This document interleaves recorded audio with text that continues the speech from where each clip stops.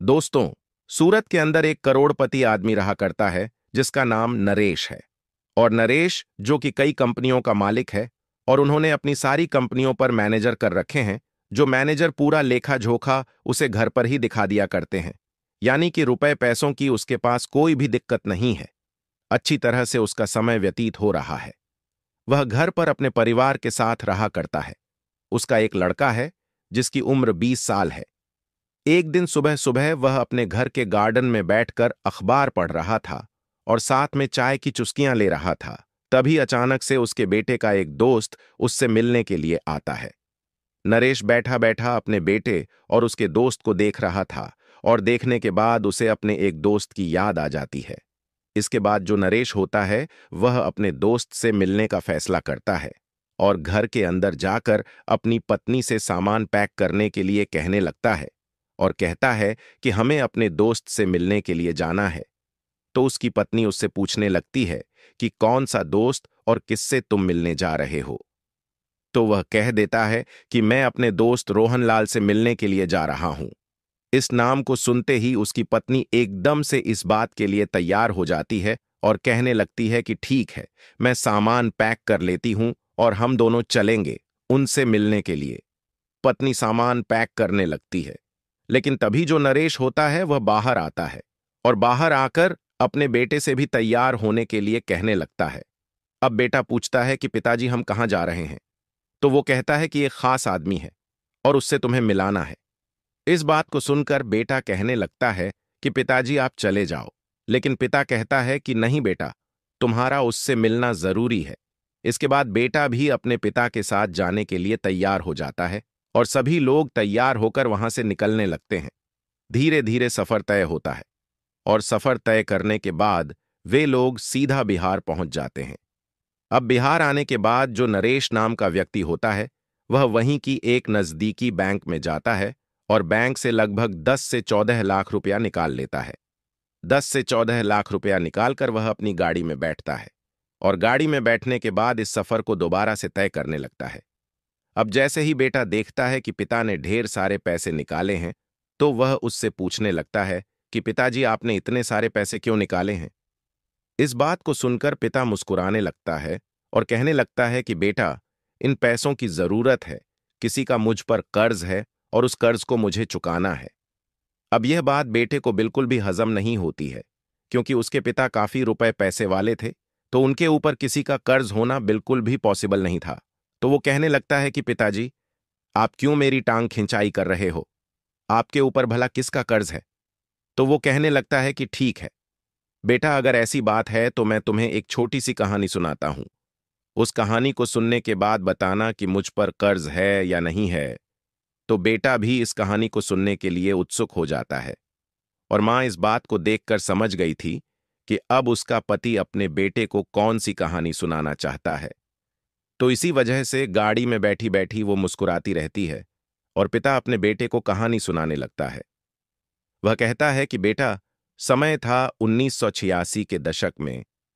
हम लोग बिहार के अंदर रहा करते थे और मेरी शादी होने वाली थी, लेकिन मेरा एक दोस्त था जिसका नाम था रोहनलाल। रोहनलाल की पहले ही शादी हो चुकी थी और उसको 2 बच्चे भी थे, एक लड़का और एक लड़की। बड़ा लड़का था और छोटी लड़की थी।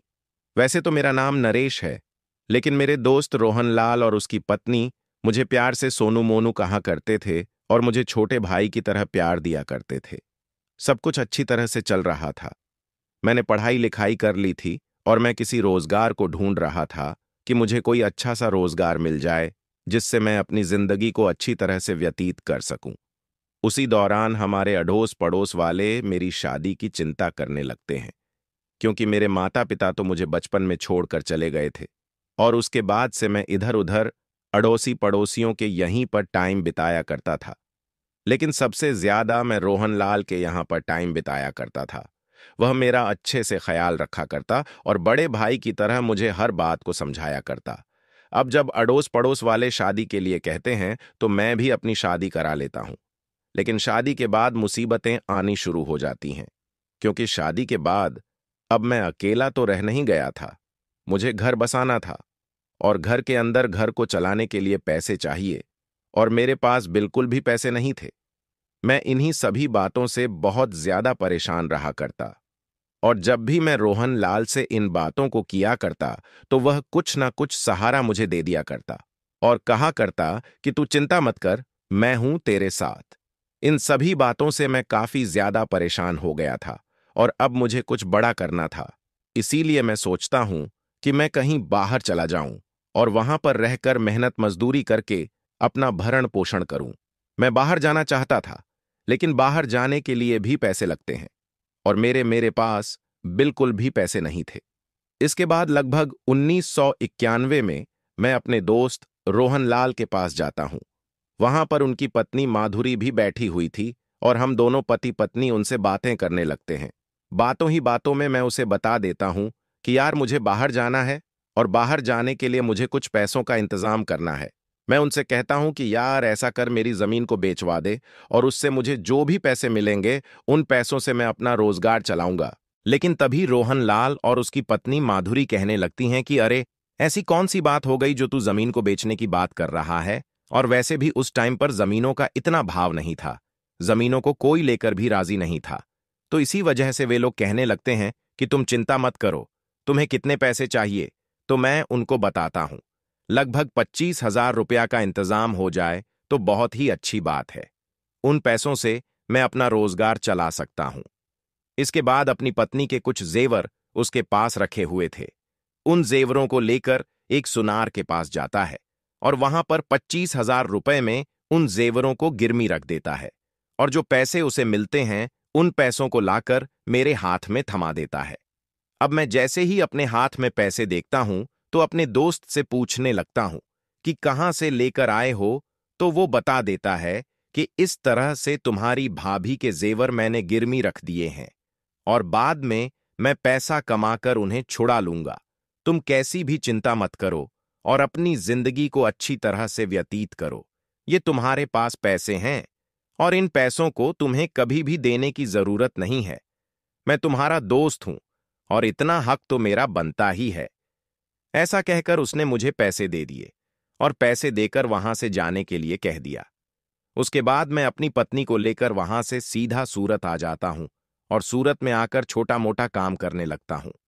उस काम में मैं दिन रात मेहनत करता हूं और मेहनत करने के बाद मेरा जो काम है वह अच्छी तरह से चलने लगता है।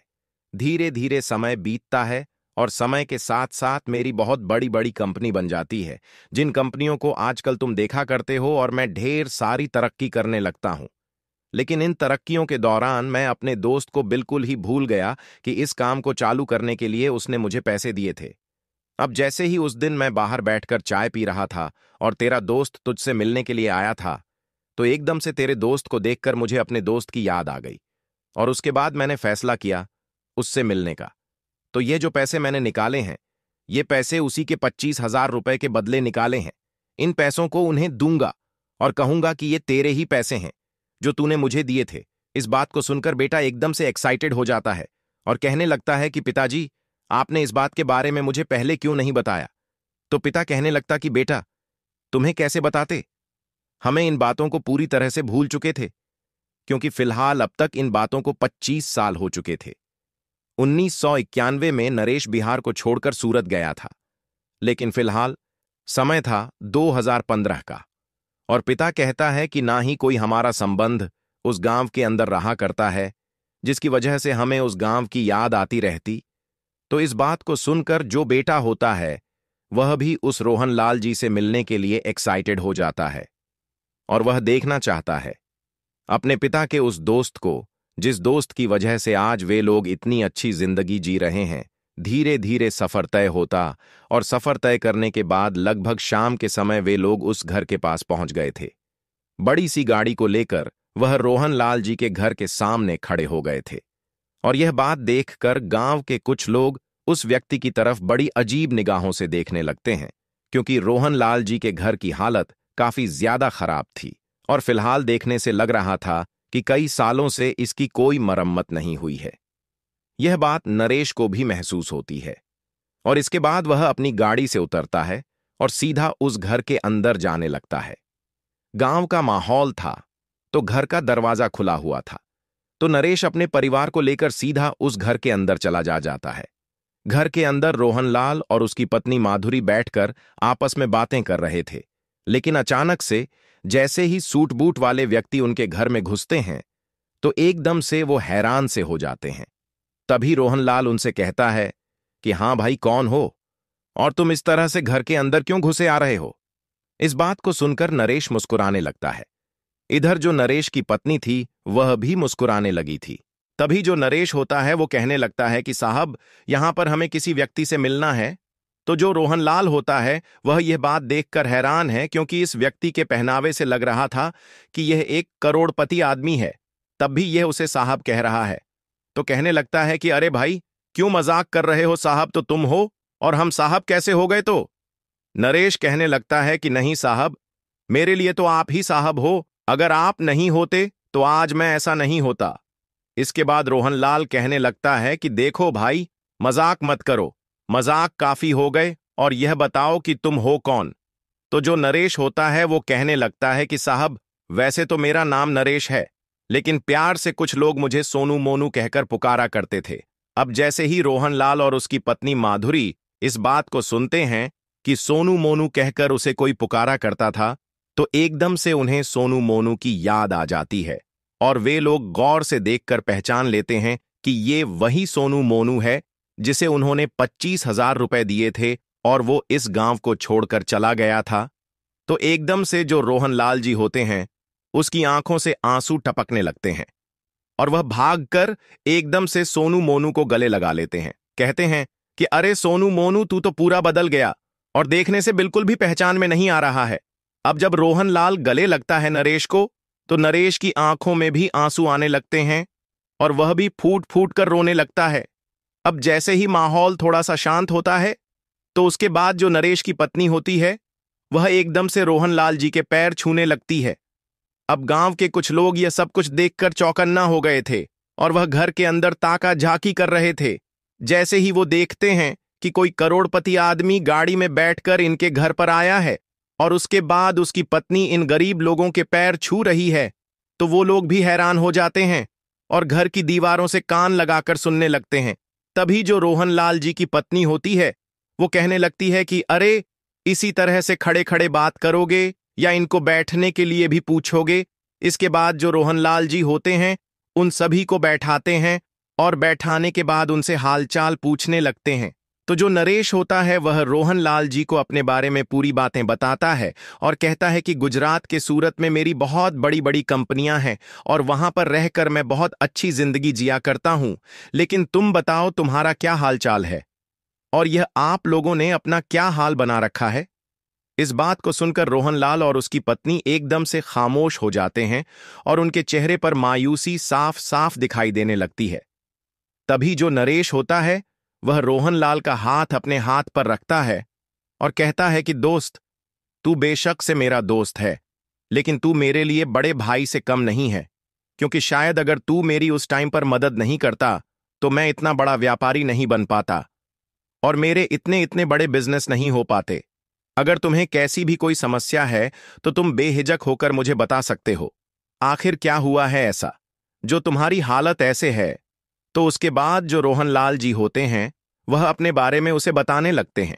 कहते हैं कि जब तू यहां से चला गया था तो हमने 25,000 रुपए दे दिए थे। तो उसके बाद हम दोनों पति पत्नी मेहनत करते हैं और मेहनत करने के बाद उन जेवरों को तो छुड़ा लेते हैं, लेकिन धीरे धीरे परिवार के अंदर बहुत कुछ चेंज होने लगता है। मेरी तबीयत खराब होने लगती है, बच्चे बड़े होने लगते हैं, उनकी पढ़ाई लिखाई का खर्चा, और साथ में बेटी जवान होने लगती है। धीरे धीरे मैं बीमार रहने लगा और बीमारी के कारण मुझसे कमाने के लिए नहीं जाया जाता है। मेरा बेटा जो कि बाहर मेहनत मजदूरी किया करता है और मेहनत मजदूरी करने के बाद परिवार की आर्थिक स्थिति को मजबूत करना चाहता है, लेकिन कैसे भी कर ले, इतना पैसा वह कहां से जोड़ सकता है। जो भी पैसे वह कमाया करता है उन पैसों से घर का खर्च चला करता है और साथ में मेरी बीमारी का इलाज भी हुआ करता है। मैंने अपनी बेटी को उसके मामा के यहां पर छोड़ रखा है ताकि घर का खर्च कुछ कम हो सके। और इन बातों को बताते हुए रोहनलाल जी एक बार फिर से फूट फूट कर रोने लगते हैं और उनकी पत्नी माधुरी की आंखों में भी आंसू आ जाते हैं। तो नरेश और उनकी पत्नी दोनों उनको संभालते हैं और उसके बाद उस ब्रीफ केस को, जिस ब्रीफ केस के अंदर ढेर सारे रुपए थे, उसको उनके सामने रखते हैं और कहते हैं कि देखो, मैं तो तुम्हारा कर्ज चुकाने के लिए तुम्हारे पैसों को लेकर आया था, लेकिन लगता है अब तुम्हें इनकी कोई भी जरूरत नहीं है। इसके बाद रोहनलाल कहने लगता है कि अरे भाई, मैंने तुमसे कह तो दिया था कि यह कोई कर्ज नहीं है, यह तो हमारा प्यार है जो हमने तुम्हारे लिए किया था। वो लोग इसी तरह की बातें कर रहे थे और तभी यहां पर जो रोहनलाल जी होते हैं, उनका बेटा आ जाता है जो कि अब तक मजदूरी कर रहा था। और इसके बाद जैसे वो घर के अंदर इन लोगों को बैठे देखता है तो एकदम से हैरान हो जाता है। तभी रोहनलाल जी अपने बेटे को इशारा करते हैं और उसे अपने पास बुलाकर बिठा लेते हैं। वह नरेश से कहते हैं कि नरेश, यह है मेरा बेटा जो कि मेहनत मजदूरी करके अपने परिवार की आर्थिक स्थिति को मजबूत करना चाहता है। तो नरेश रोहनलाल जी के बेटे से पूछने लगता है कि बेटा, तुम क्या किया करते हो? तो वह कहता है कि अंकल जी, पढ़ाई लिखाई तो की थी, लेकिन परिवार की कंडीशंस की वजह से मुझे मेहनत करना ही अच्छा लगा, तो मैं मेहनत किया करता हूं, साथ में गवर्नमेंट जॉब की तैयारी भी कर रहा हूं। इस बात को सुनकर नरेश उसे शाबाशी देता है और कहता है कि बेटा, मेहनत करते रहो, मेहनत का फल हमेशा मीठा होता है। तो जो रोहनलाल का बेटा होता है, वह अपने पिता से इन सभी चीजों के बारे में पूछना चाहता है कि यह लोग कौन हैं और यहां पर ये क्या कर रहे हैं, और यह भाव उसके चेहरे पर साफ साफ दिखाई दे रही थी। नरेश इन भावों को पढ़ लेता है और तभी वह रोहनलाल के बेटे को बता देता है कि बेटा, मैं जानता हूं कि तुम क्या जानना चाहते हो, और जो कुछ भी तुम जानना चाहते हो उन सभी चीजों के जवाब तुम्हें मिल जाएंगे, लेकिन उससे पहले तुम्हें मेरे साथ चलना होगा। इसके बाद नरेश उठने लगता है, लेकिन तभी रोहनलाल कहता है कि कहां ले जा रहे हो तुम इसे? तो वो कहता है कि मेरे बीवी बच्चे यहीं पर हैं, तो चिंता मत कर, तेरे बच्चे को किडनैप नहीं करूंगा, बस मुझे इससे कुछ काम है। ऐसा कहकर वो रोहनलाल के बेटे को अपने साथ बैठाता है और वहां से गाड़ी लेकर चल देता है। वह रोहनलाल के बेटे से उसके मामा के यहाँ का एड्रेस पूछता है और वहां से वह लोग सीधे रोहनलाल के ससुराल पहुंच जाते हैं और वहां से उसकी बेटी को अपने साथ लेकर वापस उसी घर में आ जाते हैं। वहां पर आने के बाद नरेश उनसे कहने लगता है कि दोस्त, देखो, बहुत हो गया, अब तुम्हें इस तरह से जिंदगी जीने की कोई जरूरत नहीं है। मेरे पास ढेर सारा रुपया पैसा है, अच्छा ही बड़ा मकान बना पड़ा है सूरत के अंदर, तो अब तुम लोग मेरे साथ वहीं पर चलोगे और वहीं पर जीवन व्यतीत करोगे। यहां पर क्या है, यहां पर बच्चों को मजदूरी भी बहुत कम मिला करती है, वहां पर किसी ना किसी कंपनी में तुम्हारा बेटा काम कर लेगा और वहीं पर मेरे साथ जीवन को व्यतीत करो। मैं तुम्हारी बेटी की भी वहीं पर शादी कराऊंगा। अब यह बातें सुनकर रोहनलाल कहने लगता है कि नहीं यार, हम यहीं पर ठीक हैं, तू ही वहीं पर बना रह और कोई भी कैसी भी दिक्कत नहीं है। अब जो रोहनलाल का बेटा है वो अभी तक भी संतुष्ट नहीं है और उसे नहीं पता कि यह कौन है और यहां पर क्या कर रहा है, और इतना बड़ा बिजनेसमैन होकर मेरे पिता के पास क्या कर रहा है। तो उसके बाद वह पूछ ही लेता है कि अंकल जी, आप हो कौन और हमें अपने साथ ले जाने के लिए क्यों कह रहे हो? तो जो नरेश होता है वह उसे बता देता है कि बेटा, मैं इसी तरह से तुम्हारे पिता का दोस्त हूं और इसी गांव का रहने वाला हूं। अब गांव वाले जो बाहर से इस बात पर निगाह डटाए हुए थे, उन लोगों को भी पता चल जाता है कि यह कौन है और यहां पर क्या कर रहा है। तो गांव के कुछ गणमान्य लोग वहां पर आते हैं और आने के बाद उससे अपनी जान पहचान बढ़ाने लगते हैं। नरेश इन सभी बातों को समझ गया था और वो कहने लगता है कि ठीक है, आप जो भी कह रहे हो वो सभी बातें ठीक हैं, लेकिन फिलहाल मुझे अपने दोस्त को अपने साथ ले जाना है। तो नरेश का दोस्त रोहनलाल कहने लगता है कि भाई, अभी तो रात हो गई है, कल सुबह देखते हैं, आज रात तुम यहीं पर रुको और कल सुबह देखते हैं कि क्या होना है। ऐसा कहकर रोहनलाल नरेश के परिवार और नरेश को वहीं पर रोक लेता है और रात भर वो आपस में एक दूसरे से बातें करते रहते हैं। रात भर में उन लोगों ने तय कर लिया था कि वो लोग वहीं पर चले जाएंगे और वहीं पर अपनी आगे की जिंदगी बिताएंगे। दूसरे दिन सुबह सुबह जो नरेश होता है पूरे परिवार को लेकर वहां से सूरत अपने घर में आ जाता है और वहीं पर उन्हें आदर सम्मान के साथ रखने लगता है। नरेश ने रोहनलाल की बेटी की शादी एक बहुत ही बड़े घर में तय करा दी थी और बेटे को कंपनी के अंदर बहुत बड़ा मैनेजर बना दिया था। कुछ दिनों बाद रोहनलाल के बेटे की भी शादी हो जाती है और शादी होने के बाद उसकी जो पत्नी आती है वह भी उसी घर के अंदर रहने लगती है। इसके बाद रोहनलाल का बेटा अपने लिए एक अलग से मकान खरीदता है और उसके अंदर अपनी पत्नी के साथ रहने लगता है। रोहनलाल और उसकी पत्नी माधुरी कभी अपने दोस्त के यहां पर रहा करते तो कभी अपने बेटे के यहां पर रहा करते हैं और अच्छी तरह से अपने समय को व्यतीत करते हैं। अब गांव वाले भी जान चुके थे कि हमारे यहाँ का एक आदमी वहां पर बहुत बड़ा आदमी बन गया है, तो गांव से भी कुछ लोग उसके पास आने लगते हैं अपने अपने बच्चों की सिफारिश लेकर और कहते हैं कि हमारे बच्चों को भी कंपनी में काम दे दो ताकि वह भी अपने भविष्य को बेहतर कर सके। तो वह गांव के कुछ आदमियों को वहां पर लगा लेता है और हंसी खुशी अपना जीवन व्यतीत करता है। और फिलहाल 2025 में रोहनलाल जी की मौत हो चुकी है। उसका बेटा सूरत के अंदर वहीं पर रहा करता है और उसके 4 बच्चे हैं। नरेश के बेटे की भी शादी हो गई है और शादी होने के बाद उसके 3 बच्चे उसके साथ रहा करते हैं। नरेश का बेटा और रोहनलाल का बेटा भी इसी तरह से एक दूसरे के अच्छे मित्र हैं और रोहनलाल का बेटा नरेश के बेटे को छोटा भाई समझा करता है। तो दोस्तों, ये थी आज की कहानी। आप लोगों को कहानी कैसी लगी कमेंट सेक्शन में बता देना। वीडियो अगर अच्छी लगी हो तो वीडियो को लाइक और चैनल को सब्सक्राइब जरूर करें ताकि हमें थोड़ा सा हौसला मिले। आप लोगों के लिए ऐसे ही अच्छे अच्छे वीडियो बनाने के लिए इन कहानियों को सुनाने का उद्देश्य किसी को परेशान करना बिल्कुल भी नहीं है। ये कहानी आपको इसलिए सुनाई जाती है ताकि आप लोग इन कहानियों में से कुछ ना कुछ सीख सको और अपने जीवन में उस चीज को अप्लाई कर सको। मिलते हैं किसी नेक्स्ट वीडियो में नए टॉपिक के साथ। तब तक के लिए जय हिंद, जय भारत।